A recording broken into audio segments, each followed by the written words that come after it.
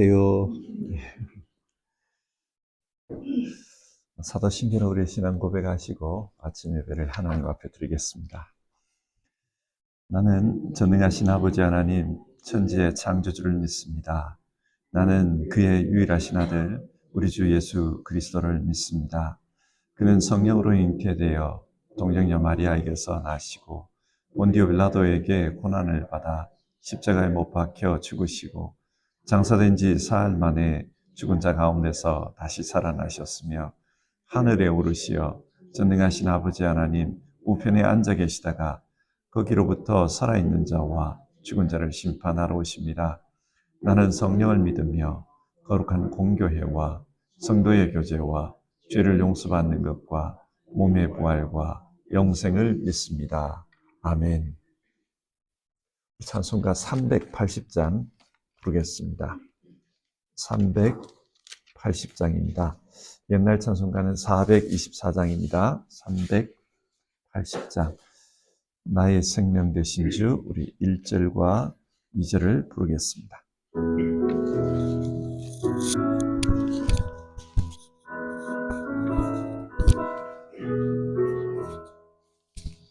나의 생명 되신 주, 주님 앞에 나아갑니다.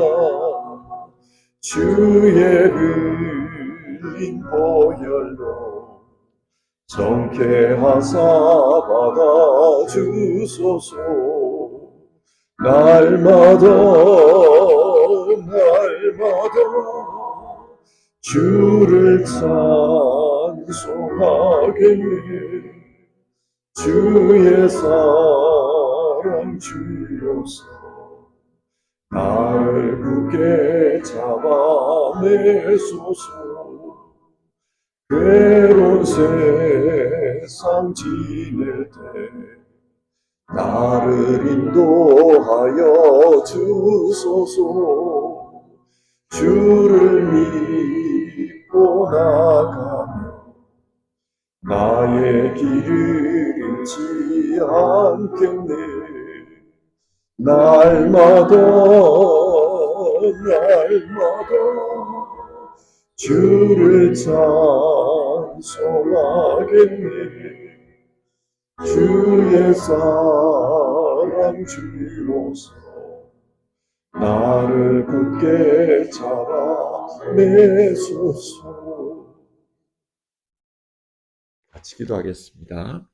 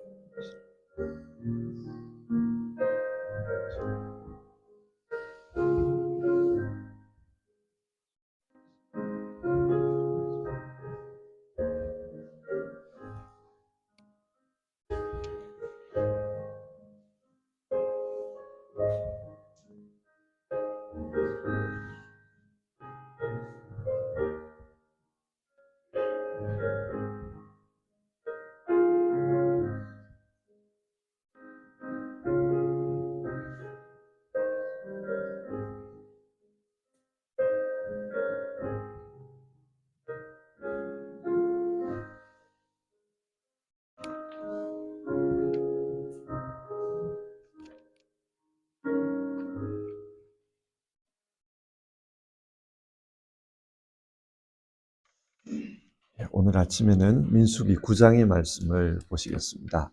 민수기 9장 1절부터 14절까지 말씀입니다. 9장 1절부터 14절 한 절씩 교독해서 읽도록 하겠습니다.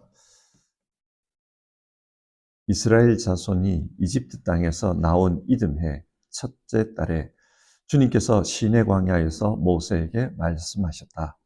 이스라엘 자손은 정해진 때에 유월절을 지켜야 한다. 그 정해진 때 곧 이달 14일 해그름에 모든 율례와 규례에 따라서 유월절을 지켜야 한다. 모세는 이스라엘 자손에게 유월절을 지키라고 말하였다. 그래서 정월 곧 그달 14일 해그름에 주님께서 시내 광야에서 모세를 시켜 명하신 대로 모든 이스라엘 자손이 따랐다. 그런데 죽음의 몸이 다 부정을 타서 그날 유월절을 지킬 희생 제물을 바칠 수 없는 사람이 생겼다. 그날 그들이 모세와 아론 앞으로 나와서 모세에게 물었다. 우리가 비록 죽음 때문에 부정을 타긴 했지만 그렇다고 해도 지정된 때에 이스라엘 자손이 주님께 제물을 바치는데 우리만 못 바칠 까닭이 어디에 있습니까? 모세가 그들에게 대답하였다. 기다리시오. 주님께서 당신들에게 어떻게 지시를 내리실지 들어봐야겠소. 주님께서 모세에게 말씀하셨다. 너는 이스라엘 자손에게 다음과 같이 일러라. 너희들이나 너희 자손들은 죽음을 만져 더럽게 되었을 때나 먼 길을 떠나 있을 때나 모두 주 앞에 유월절을 지켜야 한다. 그러한 사람들은 다음 달 14일 해그름에 유월절 예식을 행하면서 누룩을 넣지 않고 만든 빵과 쓴 나물과 함께 유월절 양을 먹도록 하여라. 다음날 아침까지는 아무것도 남겨서는 안 되며 희생제물에 뼈를 부러뜨려서도 안 된다.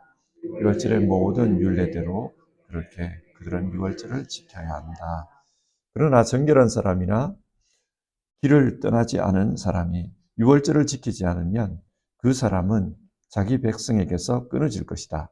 나 주에게 바치는 제물을 정해진 때에 가져오지 않았기 때문이다. 그는 자기의 잘못에 대해 벌을 받아야만 한다. 너희들과 함께 살고 있는 너희들이 주에게 유월절을 지키고자 할 때에도 유월절의 율례와 규례를 따라야 한다. 그 땅에 몸붙여 사는 외국인에게나 그 땅에서 난 본토인에게나 같은 율례가 적용되어야 한다. 아멘. 우리는 하나님을 믿습니다. 그리고 우리는 우리의 믿음을 예배를 통해서 표현합니다. 하나님을 예배하면서 우리가 얼마나 하나님을 사랑하는지 그런 믿음을 표현합니다. 그런데 여러분, 우리는 왜 예배를 통해 우리의 믿음을 표현할까요? 믿음을 표현할 수 있는 다른 방법이 있을 겁니다. 아마 이웃들을 사랑하면서 돌보면서 그렇게 우리의 믿음을 표현할 수도 있을 겁니다. 그런데 왜 예배를 드릴까요? 하나님께서 우리에게 예배하라고 하셨기 때문입니다. 레위기를 보십시오. 레위기는 이 예배에 대해서 잘 가르치고 있는 책입니다. 그러면 이런 질문을 해봐야 합니다. 하나님은 왜 예배하라고 하셨을까요? 우리는 예배를 통해서 하나님이 어떤 분인지, 또 우리가 어떤 존재인지, 어떻게 살아야 하는지, 그것을 하나님으로부터 배울 수 있습니다. 예배 속에는 하나님의 이런 교육적인 의도가 잘 나타나 있습니다. 그것을 보여주는 대표적인 예가 오늘 우리가 살펴보는 유월절입니다. 이 유월절 본문을 읽어보면 유월절 예배 속에 하나님께서 우리에게 가르치고자 하는 교훈들이 그대로 포함되어 있다는 것을 알 수 있습니다. 1절과 2절을 보겠습니다.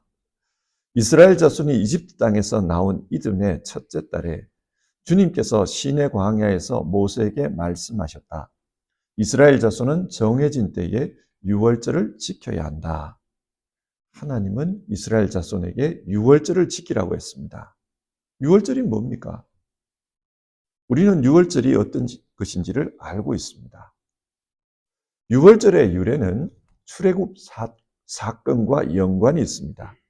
하나님께서는 이스라엘을 출애굽시키실 때 죽음의 천사를 보내 이집트를 심판하셨습니다.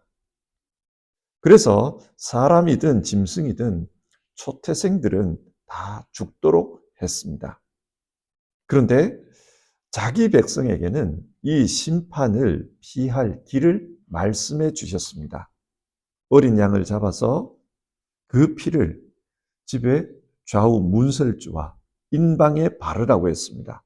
그러면 죽음의 천사가 그 집을 뛰어 넘어갈 것이고, 그러면 그 집에서는 초태생들이 죽지 않을 것이라고 했습니다.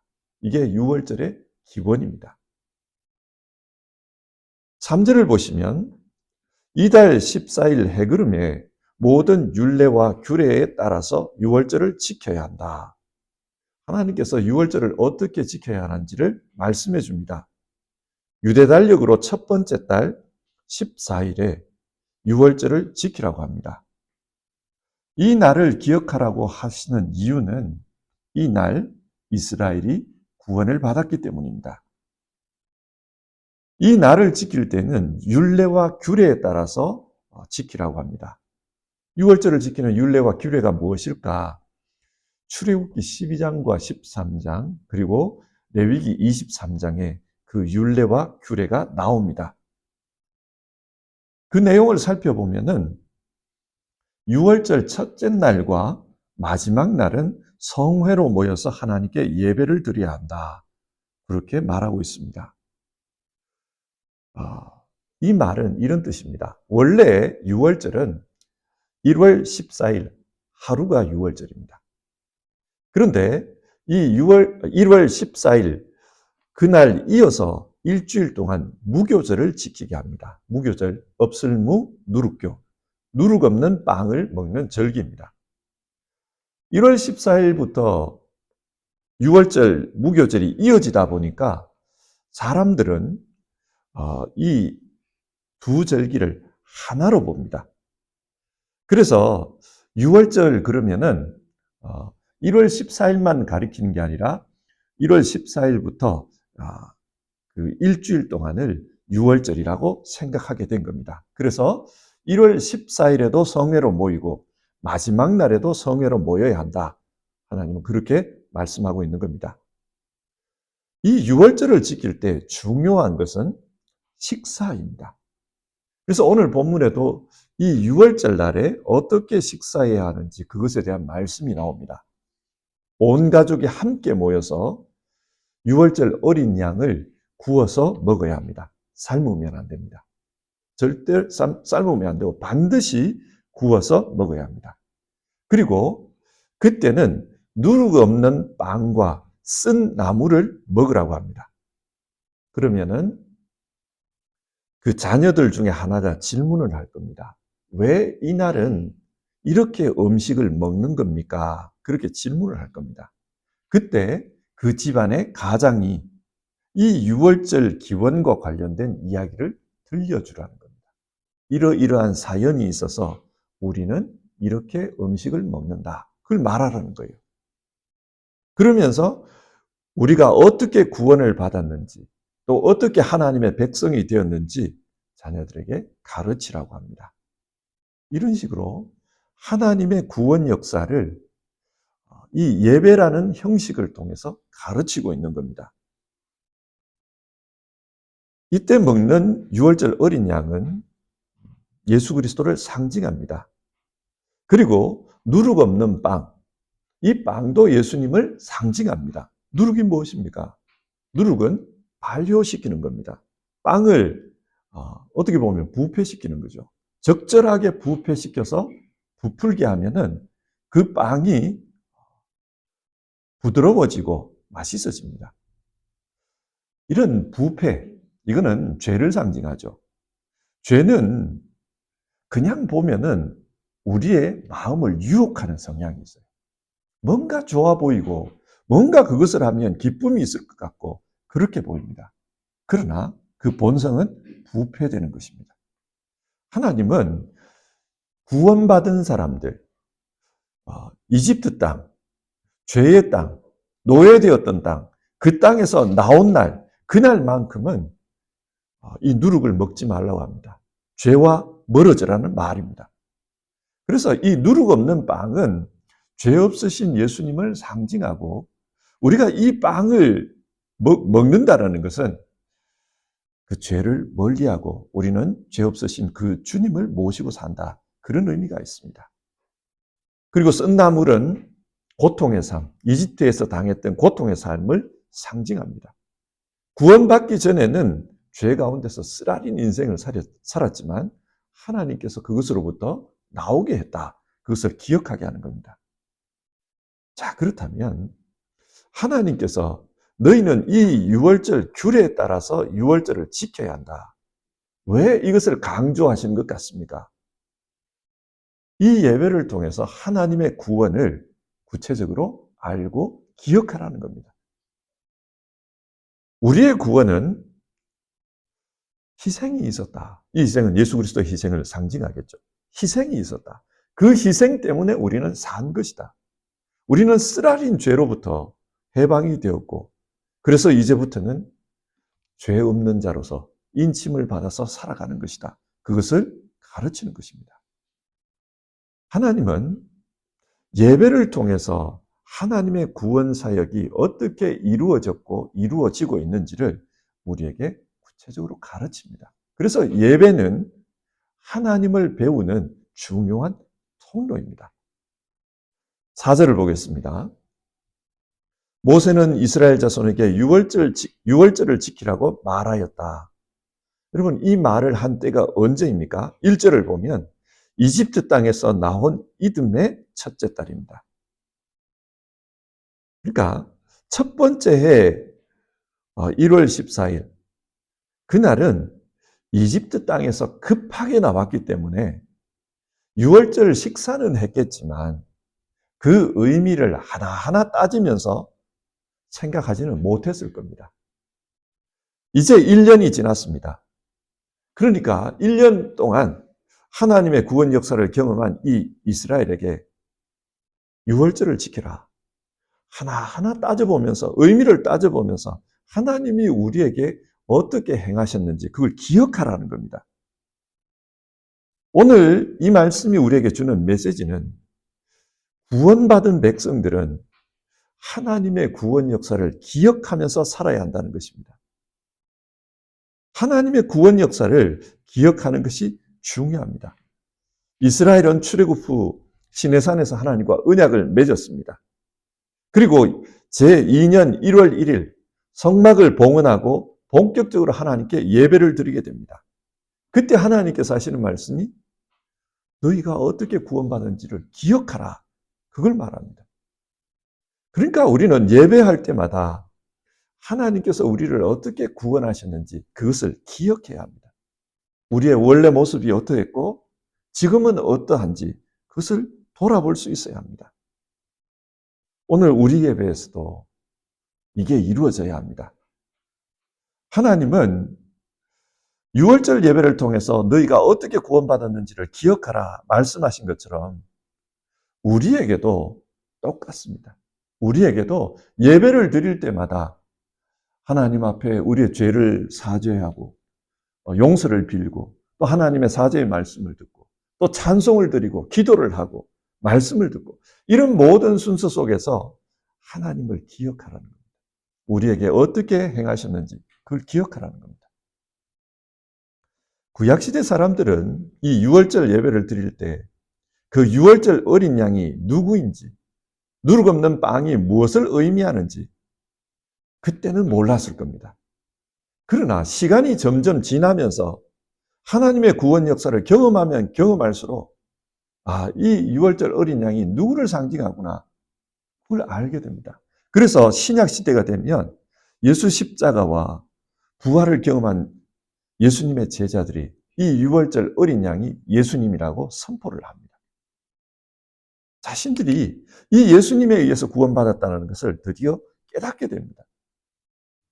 우리에게도 이게 중요합니다. 어제 몰랐던 그 깨달음이 오늘 예배를 드리면서 깨달을 수 있습니다. 내 삶에 이런 일이 생기고 보니 하나님의 구원이라는 게 이런 거구나. 이전에는 그저 예수 그리스도의 죽음인 줄 알았는데 내가 경험하고 보니 이게 내 삶에 이런 의미가 있구나. 그것을 깨닫게 됩니다. 그래서 예배를 한 번만 드리고 끝내라는 게 아니라 우리가 날마다 정기적으로 이렇게 드리게 하는 겁니다. 그렇게 드리면서 하나씩 하나씩 깨달아 가는 겁니다. 예배는 하나님께서 자신의 구원 역사를 가르치는 교육의 통로라는 것을 알아야 합니다. 그런데 6절을 보시면요. 어떤 사정으로 인해서 이 유월절을 지키지 못하는 이들이 있었던 것 같습니다. 6절 보시면 그런데 죽음에 몸이 다 부정을 타서 그날 유월절을 지킬 희생 제물을 바칠 수 없는 사람이 생겼다. 예를 들어 이 유월절이 다가왔는데 가족 중에 누가 소천하셨다고 가정해 봅시다. 그러면 장례식을 치러야 합니다. 유월절 있다고 시신을 밀어뒀고 이 유월절을 지킬 수가 없습니다. 장례식을 치러야 하고 예전에는 그렇잖아요. 지금은 조금 다르지만은 예전에는 집에서 직접 염을 해야 되고 또 관에 넣어가지고 사흘 동안 있다가 직접 관을 메고 나오고 그렇게 해야 되지 않습니까? 그러다 보면 시체를 만질 수밖에 없습니다. 그러면 부정해지고 이 부정해진 상태에서는 이 명절을 지킬 수가 없다는 겁니다. 그럼 이럴 때는 어떻게 해야 됩니까? 이런 문제가 생긴 거죠. 그리고 10절을 보면 먼 길을 떠나 있어서 유월절을 지킬 수 없는 경우에 대한 이야기가 나옵니다. 예를 들어서 이웃나라에 사신으로 갔다고 합시다. 또 근무 때문에 먼 곳으로 떠나 있었다고 합시다. 유월절을 지킬 수가 없습니다. 백성들이 묻는 겁니다. 이런 경우는 어떻게 해야 합니까? 모세가 내가 하나님께 여쭈어 테니 잠시만 기다려 주시오. 그런 말을 합니다. 모세가 임의적으로 자기 상식으로 말한 게 아닙니다. 하나님께 여쭈어봤다 그래요. 그러니까 하나님 뭐라고 하십니까? 10절과 11절입니다. 너희들이나 너희 자손들은 죽음을 만져 더럽게 되었을 때나 먼 길을 떠나 있을 때나 모두 주 앞에 유월절을 지켜야 한다. 그러한 사람들은 다음 달 14일 해그름에 유월절 예식을 행하면서 누룩을 넣지 않고 만든 빵과 쓴 나물과 함께 유월절 양을 먹도록 하여라. 하나님은 한 달 뒤 2월 14일에 유월절을 지키라고 하셨습니다. 이게 뭘 의미할까요?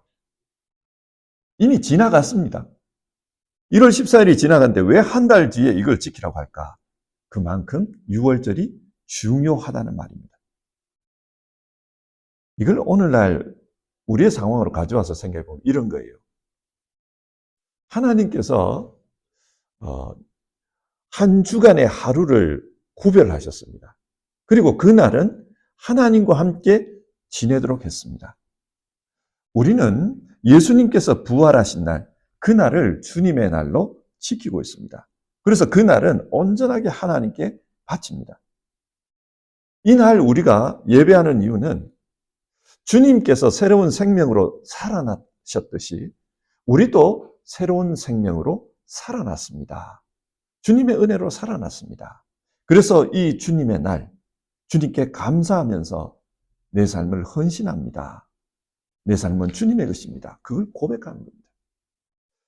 예배를 드리면서 우리가 이런 사람입니다. 우리는 이렇게 살 겁니다. 그걸 주님 앞에 고백하는 겁니다. 그런데 불가피하게도 그날 주일을 지키지 못할 수가 있습니다. 예를 들어서 병원에서 근무를 하는 사람이라고 한번 가정을 해봅시다. 생명을 다뤄야 돼요. 내가 출근을 안 했을 때 혹 나 때문에 누군가의 생명에 지장을 줄 수도 있는 그런 문제가 있다고 생각해 보십시오. 그러면 주일날 내가 당직이 걸렸다. 출근을 해야 합니다. 다른 사람의 생명을 위해서 그날 일을 해야 합니다. 자, 이럴 경우에 어떻게 해야 되는가? 주일날 주님 앞에 예배를 못 드리거든 대체 예배일을 정하라는 겁니다. 그게 주중에 어느 날이든지 대체 예배일을 정해서 예를 들어서 아침 예배에 온다. 이 시간을 주일 예배처럼 그렇게 생각하고 예배를 드리라는 겁니다. 하나님은 융통성을 가지고 계십니다. 주일날이니까 주일날 예배 못 드리면 안 된다. 그렇게 말씀하지 않고 불가피하게 그날 예배할 수 없거든. 그러면 다른 날을 예배하라. 그렇게 융통성을 발휘해 주시는 겁니다. 코로나 시기 우리는 온라인으로 예배를 했습니다. 불가피한 상황이었어요. 사람이 모일 수 없는데 그러면 어떻게 예배할까? 하나님은 우리의 상황을 아십니다. 그런데 내가 온라인을 통해서 하나님하고 나하고 1대1로 예배하면 됐다. 본질적으로는 틀리지 않았죠. 그러나 이게 바를까요? 온전할까요? 예배는 하나님과의 영적 교제입니다. 그런데 예배는 동시에 다른 성도들과의 영적 교제이기도 합니다. 왜 그런가? 우리가 믿는 분이 그런 분이에요. 삼위일체 하나님을 한번 생각해 보십시오. 삼위일체. 인격으로는 성부, 성자, 성령 세 분이십니다. 그런데 이 하나님은 서로 교통하시는 가운데 한 분으로 계시는 분이에요. 그래서 우리가 예배할 때도 혼자 예배하라 그러지 않고 성회로 모이라, 함께 예배하라고 합니다. 하나님 앞에서 예배하는 것이지만 동시에 성도들과 함께 영적인 소통을 하게 합니다. 골방에서 혼자 예배하는 것도 예배입니다. 그럴 것 같으면 먼데 오지 말고 그냥 집에서 혼자 예배하라. 하나님께서 그렇게 하시면 될 텐데 그러지를 않는다는 거예요. 성회로 모이라. 함께 예배하라고 합니다. 왜 그런가? 하나님이 그런 분이기 때문에 우리도 하나님 사랑, 이웃 사랑, 이 축 안에서 그렇게 예배하라는 겁니다. 온라인 예배의 맹점이 여기 있어요. 하나님하고 예배하는 데는 어려움이 없을지 모르겠습니다. 그런데 성도들 간의 교제가 어렵습니다. 자, 이제 이런 피치 못할 상황이 지나갔습니다.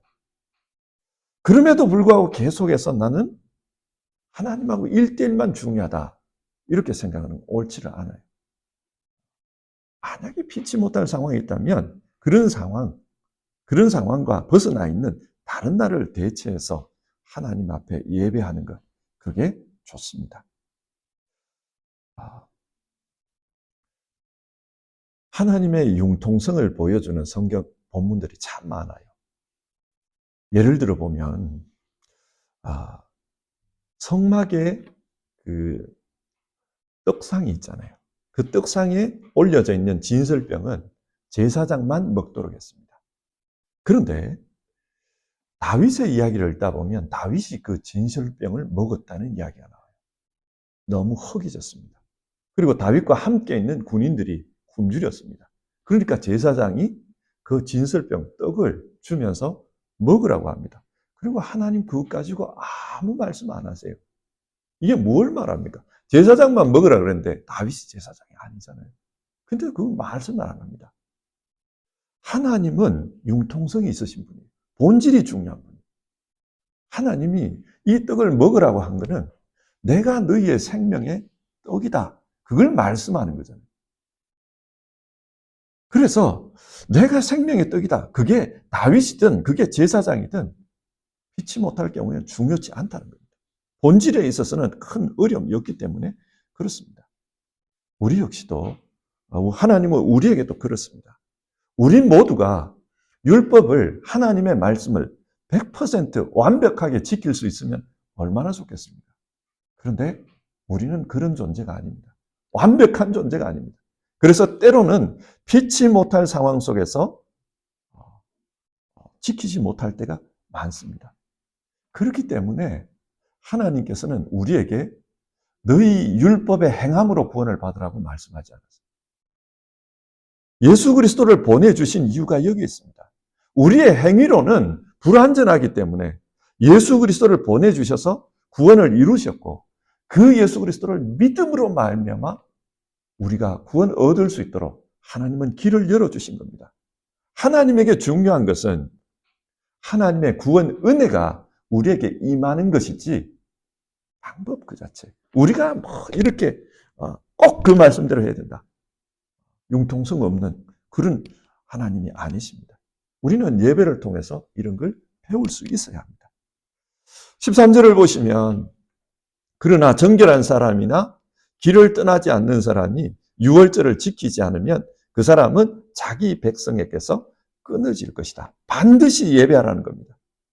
그리고 14절을 보면 그 땅에 몸붙여 사는 외국인에게나 그 땅에서 난 본토인에게나 같은 율례가 적용돼야 한다.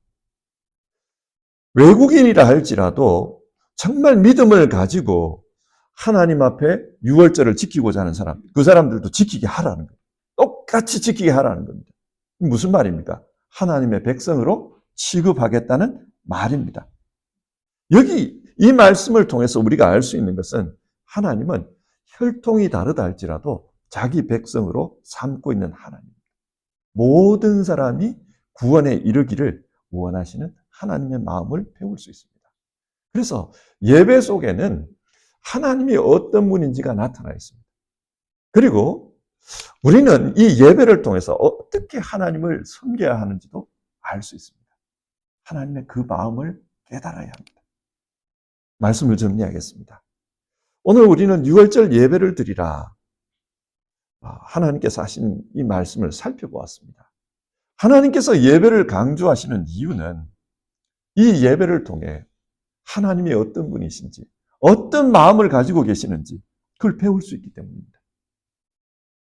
그리고 어떤 피치 못할 상황이 있어서 하나님께서 말씀하신 대로 예배할 수 없을지라도 또 다른 길을 주십니다. 2월 14일에 예배하라. 하나님은 예배가 중요하다는 거예요. 이 예배를 통해 하나님과 교제하는 것, 그게 중요하다. 그리고 예배할 때 이스라엘뿐만 아니라 함께 사는 외국인들도 예배할 수 있게 하라. 이걸 통해서 하나님은 예배를 통해서 모든 사람과 소통하고 그들을 구원하기를 원하신다는 겁니다.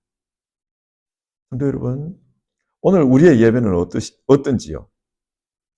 정말 우리가 진심으로 하나님 앞에 예배하는 게 중요합니다. 이 예배를 통해서 우리의 마음이 하나님께 표현되어야 합니다. 하나님께서 어떤 분인지를 알고 싶어하는 우리의 그 열망도 표현되어야 합니다. 그리고 하나님께서 우리에게 융통성을 발휘하시면서까지 주고자 하는 그걸 우리는 얻어야 합니다. 그분의 은혜, 그분의 사랑을 우리는 간직해야 합니다. 참 유감스럽게도 우리가 살고 있는 이 유럽은 점점 예배를 소홀히 여기고 있습니다. 그래서 독일은 한 3% 정도라 그래요. 하나님 앞에 주일 예배를 드리는 그 수가 3% 정도밖에 안 된다 그래요. 이런 시대에 하나님이 무엇을 생각하실까? 그런 질문을 던져봅니다. 예수님 그런 말씀을 하잖아요. 하나님께서는 참되게 예배하는 자를 찾고 계신다. 그렇게 말씀하잖아요. 우리가 예배를 통해서 정말 하나님에 대한 우리의 믿음을 잘 표현할 수 있었으면 좋겠습니다. 그리고 이 예배를 통해서 하나님이 어떤 분인지를 알고 정말 하나님을 배워가는 우리 모두가 되었으면 좋겠습니다. 우리 같이 찬송하고요, 기도하겠습니다. 331장입니다. 331장입니다. 우리 331장 1절을 부르고 같이 기도하겠습니다.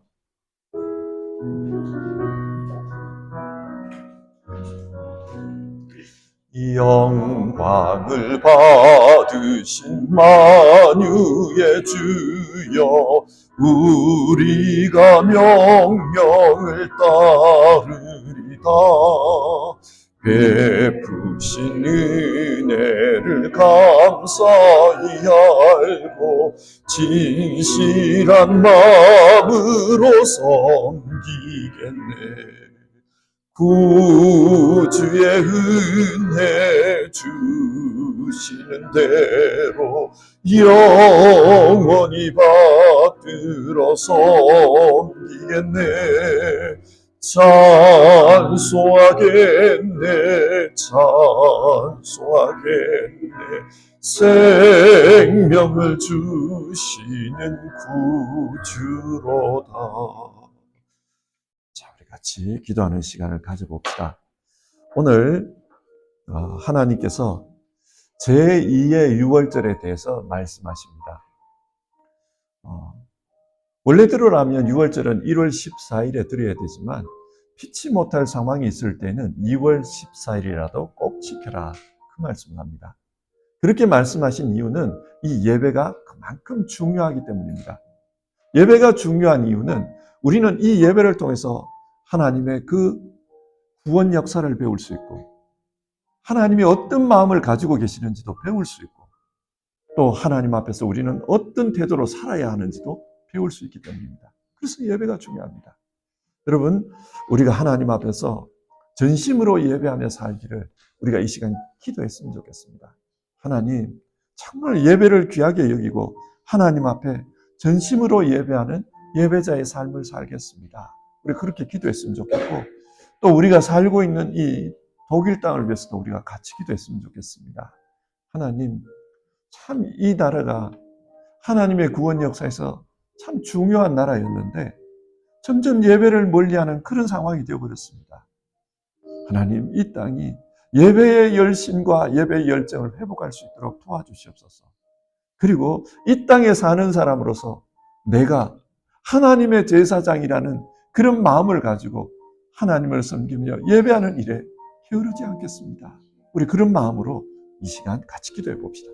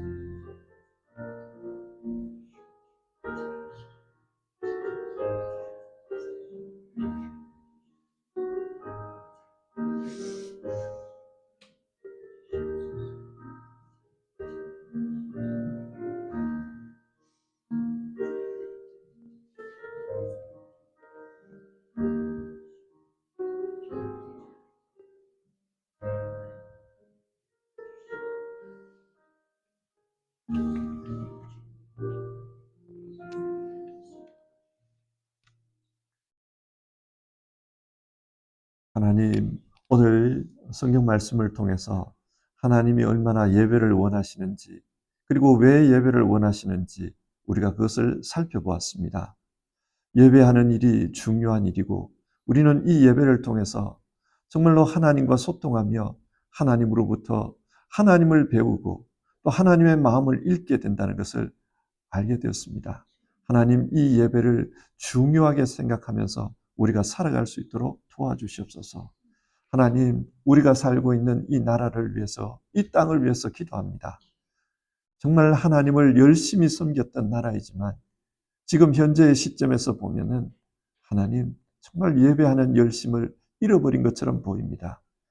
이 땅, 이 백성들을 하나님께서 기억해 주시기를 바라고 그 마음 속에, 심령 속에, 이 땅의 교회 속에 하나님의 영적인 부흥이 있게 하시고 예배의 열심을 회복할 수 있도록 주님 도와주시옵소서. 하나님, 우리가 이 땅에 살고 있습니다. 이 땅에 살면서 우리가 해야 되는 일은 마치 우리가 하나님 성막의 제사장처럼 이 땅을 위해서 예배하는 그 일에 우리가 사명감을 가지고 열심을 낼 수 있도록 주님 도와주시옵소서. 그리고 우리가 이 땅을 위해서 기도하는 일, 이 일에 있어도 열심을 낼 수 있도록 주님 도와주시옵소서. 정말 하나님 앞에서 제사장이라는 마음으로 우리가 이 땅을 위해서 열심으로 예배할 수 있도록 주님 도와주시옵소서. 하나님 간절히 기도드립니다. 오늘 하루를 시작하면서 함께 예배하는 이들, 그 심령 속에 하나님께서 은혜를 주시고 그 심령 속에 하나님께서 너는 하나님의 백성이다. 너는 하나님께서 구원한 사람이다. 너는 하나님께서 피 흘려서 구원한 하나님의 사람이니 하나님께서 너를 지키실 것이다. 인도하실 것이다. 그 하나님의 은혜를 깨닫고 그 은혜에 맞추어서 살아가는 우리 성도님들 되도록 그 마음을 축복해 주시옵소서. 그 마음의 영적인 자신감과 그 마음의 영적인 하나님으로부터 오는 그런 은혜의 힘을 가지고 오늘 하루도 살아가도록 도와주시옵소서. 우리 주님 예수님의 이름으로 기도드립니다. 아멘. 주기도문 하겠습니다. 하늘에 계신 우리 아버지, 아버지의 이름을 거룩하게 하시며 아버지의 나라가 오게 하시며 아버지의 뜻이 하늘에서와 같이 땅에서도 이루어지게 하소서. 오늘 우리에게 일용할 양식을 주시고 우리가 우리에게 잘못한 사람을 용서하여 줄 것 같이 우리 죄를 용서하여 주시고 우리를 시험에 빠지지 않게 하시고 악에서 구하소서. 나라와 권능과 영광이 영원히 아버지의 것입니다. 아멘.